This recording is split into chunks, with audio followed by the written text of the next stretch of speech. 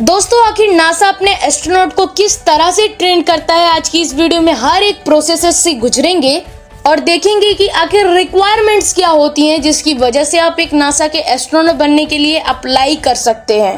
और आखिर एस्ट्रोनॉट बनना इतना ज्यादा हार्ड क्यों है कि 2017 में 18,300 लोगों ने अप्लाई किया लेकिन सिलेक्ट हुए केवल 11। और you will be shock to know कि इन सभी के पास डॉक्टरेट और मास्टरेट डिग्री थी, फिर भी ये मेंटली फिट नहीं थे, इसीलिए इन्हें सिलेक्ट नहीं किया गया। आइए आज की इस वीडियो में जानते हैं कि कैसे नासा अपने एस्ट्रोनॉट्स को ट्रेन करता है। हर 4 साल में नासा बैच को लॉन्च करता है जिसमें आप अप्लाई कर सकते हैं एक एस्ट्रोनॉट बनने के लिए।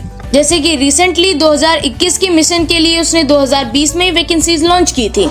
और अगर देखा जाए तो ये चीज बहुत ज्यादा हार्ड है और बहुत ज्यादा कम चांसेस हैं इसके कि आप एक एस्ट्रोनॉट के लिए सिलेक्ट हो। जैसे कि 2013 में एस्ट्रोनॉट बनने के लिए 6,000 लोगों ने अप्लाई किया लेकिन सिलेक्ट हुए केवल 8। वैसे 2017 में करीब 18,300 लोगों ने अप्लाई किया और सिलेक्ट हुए केवल 11।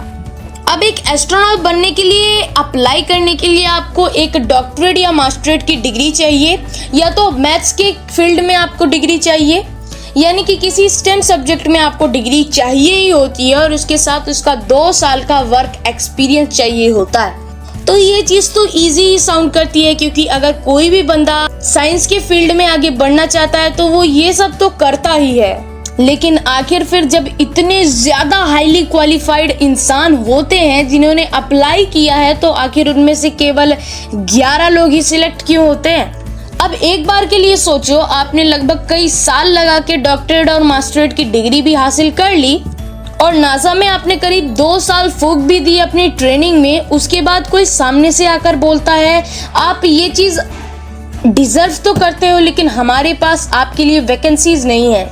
जितने लोगों ने अप्लाई किया है उसमें से केवल 0.1% लोगों की हमें जरूरत है। तो ये चीज तो काफी अनफेयर हो जाती है ना। अगर देखा जाए तो नासा का एस्ट्रोनॉट बनना एक जैकपॉट की तरह है जिसको अचीव तो सब करना चाहते हैं, लेकिन आपने सारी मेहनत सारी रिसर्च करने के बाद भी अगर अपना पैसा इन्वेस्ट किया तो भी लॉटरी जीतने के चांसेस ऑलमोस्ट 0% होते हैं। देखिए, जो भी आदमी एस्ट्रोनॉट बनने के लिए अप्लाई करता है वो अनगिनत स्किल्स को सीखता है, जैसे कि डाइविंग, प्लेन उड़ाना और सोशल में अच्छी तरह से डील करना। लेकिन अब आप सोचेंगे कि इन सारी स्किल्स का क्या काम स्पेस में। भाई, स्पेस में नदियां नहीं बह रही और वहां पर आपको जहाज भी नहीं उड़ानी। देखिए, ऐसा नहीं होता कि अगर आप एक बार सिलेक्ट हो गए अपनी एप्लीकेशन की वजह से तो बस फिर उसके बाद तो आप चांद पर जाके कदम ही रखोगे। इन एंड मूवमेंट भी आप डिससिलेक्ट हो सकते हैं। इसीलिए जब भी आप एप्लीकेशन दे रहे हो नासा के एस्ट्रोनॉट बनने के लिए तो आपको हर एक छोटी सी बड़ी स्किल को भी बताना चाहिए उस एप्लीकेशन में। पता नहीं नासा को कौन सी पसंद आ जाए और आपका सिलेक्शन हो जाए। लेकिन सिलेक्शन होना इज नॉट लास्ट।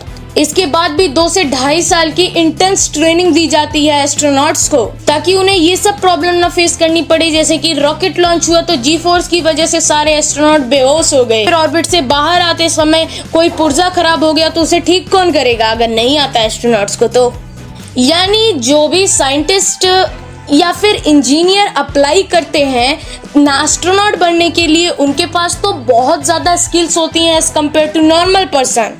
लेकिन स्किल आपकी काम में नहीं आएंगी जब आप आउटर स्पेस में हो, तो तब आपके काम में आएगी आपका विल पावर, आपका क्विक डिसीजन। क्योंकि जब आप एक बार स्पेस में गए तो सब कुछ आपको खुद ही करना पड़ता है और बहुत ही छोटे से चांसेस होते हैं कि आप एरर करने के बाद भी जिंदा हो। इसीलिए जब आप इन सभी स्किल्स को पहले से ही सीख कर आओगे तो जो भी ट्रेनर्स होते हैं उनको कम टाइम देना पड़ेगा आप पर, जिसकी वजह से आप ऑलरेडी आगे रहोगे दूसरे एस्ट्रोनॉट से। और अगर मान लो आप कहीं पर गए आउटर स्पेस में, वहां पर सारा मिशन परफॉर्म कर आपने डिटेल जो भी लाई अर्थ पर, उन सबको समझाना भी तो चाहिए ना आपको इजी भाषा में दूसरे लोगों को। और अगर आपकी कम्युनिकेशन स्किल ही घटिया हुई तो आप स्पेस में जाने के बाद भी एक यूजलेस एस्ट्रोनॉट्स कहलाओगे। और इसीलिए ये सारी स्किल्स सिखाई जाती है एस्ट्रोनॉट्स को ट्रेनिंग के time. But you know how, आइए जानने की कोशिश करते हैं। देखिए, पहले तो नासा को इंटरव्यू में ही पता चल जाता है कौन सा एस्ट्रोनॉट कितना ज्यादा मेंटली फिट है और वो कौन सी स्टेट में है। इसके बाद सबसे पहला पड़ाव आता है flying the NASA's ST-38 training jet. लेकिन इसमें आप टीम के साथ उड़ते हो तो आप दो चीजें सीखते हो कि कैसे दूसरे लोगों के साथ बिहेव करना है मिशन के वक्त, और दूसरा कि आप जी फोर्स को झेल सको। Learning about the components of ISS and the spacecraft, जिसके लिए उन्हें ले जाया जाता है न्यूट्रल बायोनेसी लेबोरेटरी यानी कि NBL। ये बेसिकली एक स्विमिंग पूल होता है जो कि 62 मीटर लेंथ में होता है, 31 मीटर ब्रेथ में होता है और 12 मीटर इसकी गहराई होती है, और इसकी वाटर होल्डिंग कैपेसिटी लगभग 22.7 मिलियन लीटर्स की होती है। अब देखिए, इस बड़े से स्विमिंग पूल के अंदर ISS और स्पेसक्राफ्ट के सारे जो भी मॉड्यूल्स होते हैं उनके रेप्लिकाज रखे होते हैं, और इन सभी चीजों को सीखने के लिए करीब 7 घंटे तक एस्ट्रोनॉट्स को पानी के अंदर बिताने पड़ते हैं, जिसके दो फायदे हैं। देखिए, पानी की बोयंसी की वजह से आपको स्पेस की जीरो ग्रेविटी जितना एहसास भी हो सकता है, और स्पेसक्राफ्ट और ISS के सारे पुर्जों के बारे में आप काफी आसानी से सीख भी सकते हैं। देखिए, ISS में लगा मॉड्यूल का रेप्लिका जो कि रशिया से है, वो रशिया में स्टार सिटी स्पेस सेंटर में रखा गया है, और वहाँ के लोगों को इंग्लिश नहीं आती, यानी कि हर एक एस्ट्रोनॉट जो कि ISS में जा रहा है वो कंपलसरी है कि उसे रशियन भी सीखनी पड़े।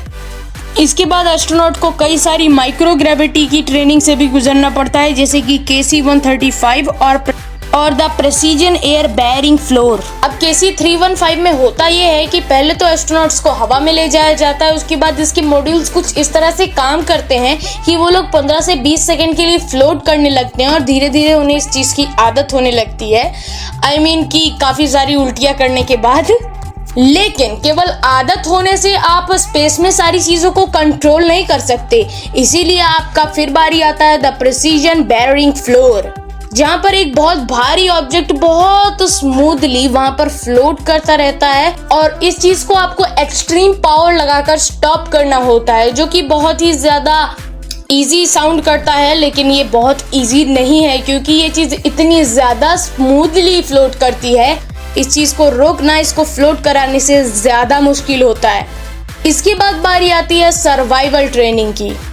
अब ये चीज भी काफी ज्यादा हार्ड है। ये चीज इसलिए कराई जाती है क्योंकि हो सकता है जब आपका स्पेस शटल वापस धरती पर आ रहा हो, तो जहां पर लोकेशन डिसाइड की गई हो वहां से कहीं दूर जाकर वो आपका कैप्सूल गिर जाए। हो सकता है कहीं स्नो वाले एरिया में, कहीं जंगल में, कहीं केव में, या फिर कहीं पानी में आपको कई दिन बिताने पड़ जाएं। इसीलिए एस्ट्रोनॉट को एक्चुअल ऐसी लोकेशन पर ले जाकर कैंपिंग सिखाई जाती है, पानी में सांस लेना सिखाया जाता है, ताकि वो एक्चुअल ऐसी सारी चीजें सीखकर वापस आए, और अगर उनके साथ ऐसा कुछ हो जाए तो उन्हें दिक्कतों का सामना ना करना पड़े। अब ये भी सच है कि इसरो अपने मैन मिशन के लिए फ्यूचर में प्लान कर रहा है, जिसमें बहुत सारे लोग इंटरेस्टेड भी होंगे, लेकिन इतना ज्यादा हार्ड प्रोसेस के बावजूद भी क्या आप ये सपना साकार करना चाहोगे? अगर हाँ तो मुझे नीचे कमेंट्स में बताइएगा। ऐसे ही अमेजिंग वीडियोस अगर और देखना चाहते हैं तो हमारे चैनल को सब्सक्राइब कर दीजिए, क्योंकि ऐसी वीडियोस आती रहती हैं।